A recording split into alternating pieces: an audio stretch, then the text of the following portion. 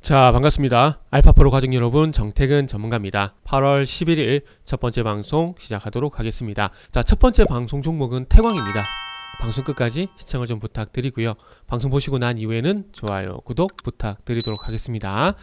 자, 그러면 화면 보시면서 차트 보시면서 말씀드려보도록 할게요.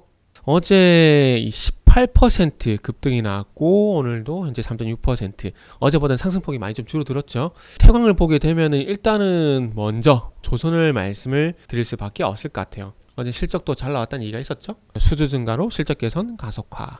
자, 볼게요. 여기 보시면은 2분기 호실적 영업이익이 119억 원을 기록했는데 전년 동기 대비해서 229% 증가했다는 부분들. 순이익은 124억인데 전년 동기 250% 성장. 이렇게 해서 어제 급등이 나왔습니다. 그런데 뭐 이런 실적 모멘텀, 이건 종목 자체 모멘텀이라 보시면 될 것 같고, 파항적인 모멘텀을 보게 되면은 요런 이슈도 있었다라고 좀 보시면 될 것 같습니다. 대표적인 조선 기자재 관련주라 봐도 되죠? 그죠? 그래서 역대 최대 발주 LNG선 한국이 싹쓸이 할 수밖에 없습니다. 여기 보면 1월부터 7월까지 신조선 발주 현황을 보게 되면은 한국이 47%, 42% 이렇게 돼 있는데, 그 용접만 하면 되는 소위 말하는 벌크선 있잖아요. 이런 것들은 거의 뭐 중국 쪽으로 간다라고 보시면 될 것 같아요. 그러다 보니까 비등비등하게 보이는 겁니다. 그러나 LNG 운반선을 압축을 해보게 되면 올해 103척이 발주가 되는데 여기서 78척이 우리나라로 왔습니다.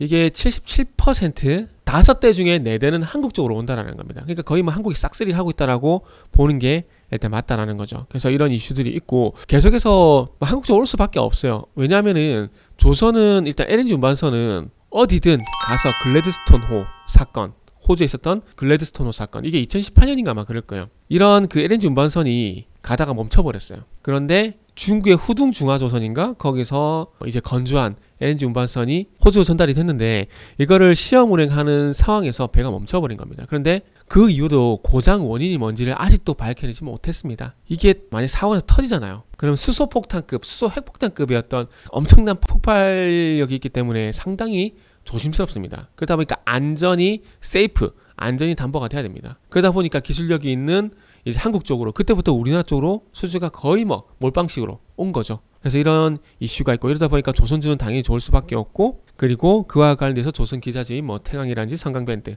이런 것들 수혜를 받을 수밖에 없는 거죠. 그리고 이제 네옴시티, 사우디 건설 본격 수주가 진행이 될 건데, 아시다시피 이 태광과 성강밴드 피팅 볼 수밖에 없는데요. 보통 법령, 단순히 방향 전환. 그러니까 우리가 성강밴드, 태광 그리고 하이로코리아를 보잖아요.